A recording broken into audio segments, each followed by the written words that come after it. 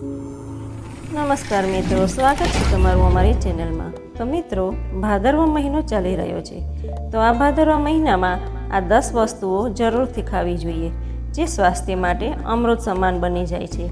તો ચાલો જાણીએ ભાદરવામાં ખવાતી આ 10 વસ્તુઓ વિશે। હિન્દુ પંચાંગનો છઠ્ઠો મહિનો એટલે કે ભાદ્રપદ અને ચતુર્માસનો બીજો મહિનો, જેને આપણી ભાષામાં ભાદ્ર અથવા ભાદરવો મહિનો કહીએ છીએ।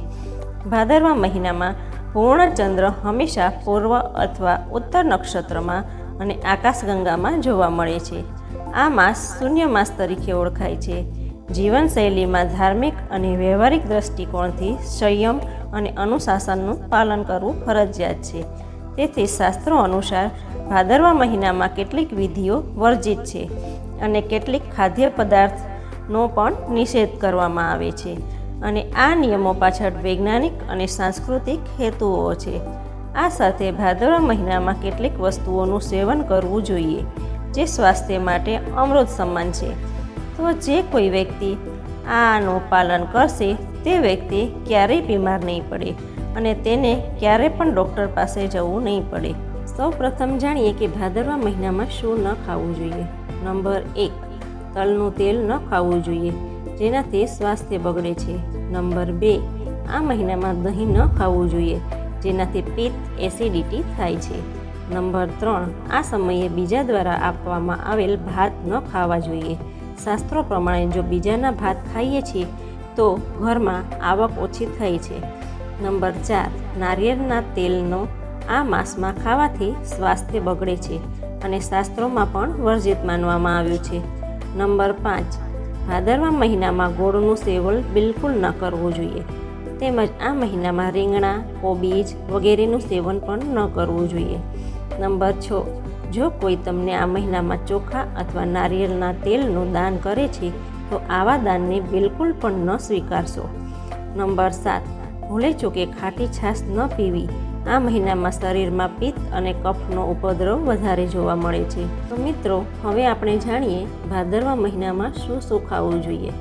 નંબર 1, ભાદરવા મહિનામાં માખણ અવશ્ય ખાવું જોઈએ, જેનાથી આયુષ્ય વધે છે। નંબર 2, ભાદરવા મહિનામાં ગાયનું ઘી ખાવાથી શરીર મજબૂત બને છે। નંબર 3, ભાદરવા મહિનામાં ગાયના દૂધનું સેવન કરવાથી સ્વાસ્થ્ય સુધરે છે અને એક વખત ભોજન કરવાથી શરીર સારું રહેવાની સાથે સાથે પુણ્ય પણ પ્રાપ્ત થાય છે। નંબર 4, ઘીનું મોણ નાખી પૂરી કે રોટલી પિત્ત શમન માટે ખૂબ જ ઉપયોગી છે। નંબર 5, સંતરા, મોસંબી જેવા પાકેલા ખાટા મીઠા ફળો ઘણા ઉપયોગી છે, પણ પરાણે પકવેલા અને માત્ર ખાટા જ ફળો ન ખાવા જોઈએ। નંબર 6, આ મહિનામાં મગનું પાણી, સુરણ વગેરેને સ્વાસ્થ્ય સુધારક માનવામાં આવ્યા છે। નંબર 7, આ મહિનામાં સુદર્શનનું ચૂર્ણ ખૂબ જ ઉપયોગી બને છે। નંબર 8, આ મહિનામાં ખૂબ જ પાણી પીવું અને લીંબુનું સાકરવાળું શરબત, સત્તાવરી સાકરવાળું દૂધ, મોળી છાશ, સાકરવાળી લસ્સી, વરિયાળી સાકરનું શરબત પીવાનું અવશ્ય રાખવું। નંબર 9, સવારના નાસ્તામાં તીખા તળેલા મસાલેદાર પદાર્થોને બદલે ઘઉંના ફાડા, દૂધ, ખજૂર, બદામ, સાકરથી બનાવેલી પોરીજ કે પછી સાકરવાળું દૂધ, રોટલી જેવો નાસ્તો કરવો। નંબર 10, ખજૂર અંજીરના જ્યુસના સેવન કરવાથી એસિડિટી અને બળતરા થતી રોકશે।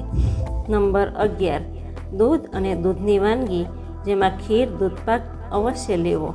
નંબર 12, ભાદરવાના 30 દિવસ રોજ રાત્રે સૂતા પહેલાં સુદર્શન ઘનવટીની 2 ટીકડી ચાવીને 9 સેકા પાણી સાથે લેવી, જેનાથી કફ, તાવ અને શરીરની બળતરામાં ફાયદો થશે। નંબર 13, અનુકૂળ હોય તો ભાદરવાના 30 દિવસ દૂધ, ચોખા, સાકરની ખીર લેવી। ગળ્યું દૂધ વધેલા પિત્તનું જાને દુશ્મન છે। આ હેતુથી જ શ્રાદ્ધ પક્ષમાં ખીર બનાવવાનું આયોજન શાસ્ત્રોમાં જણાવવામાં આવ્યું છે। નંબર 14, જે દિવસે તમે ખીર ન ખાધી હોય તે દિવસે બપોરે એક પાકેલા કેળામાં ઘી, સાકર અને એલચી ઉમેરીને જમવામાં લેવાથી પિત્તનો પ્રકોપ ઓછો થઈ જાય છે। નંબર 15, આ મહિનામાં વહેલી સવારે પરસેવો વળી જાય તેટલું ચાલવું, જેનાથી સ્વાસ્થ્ય સારું રહે છે। તો મિત્રો, આજના આ વિડીયોમાં બસ આટલું જ। અન્ય વિડીયોની માહિતી પ્રાપ્ત કરવા માટે ચેનલને સબસ્ક્રાઈબ કરો। ધન્યવાદ.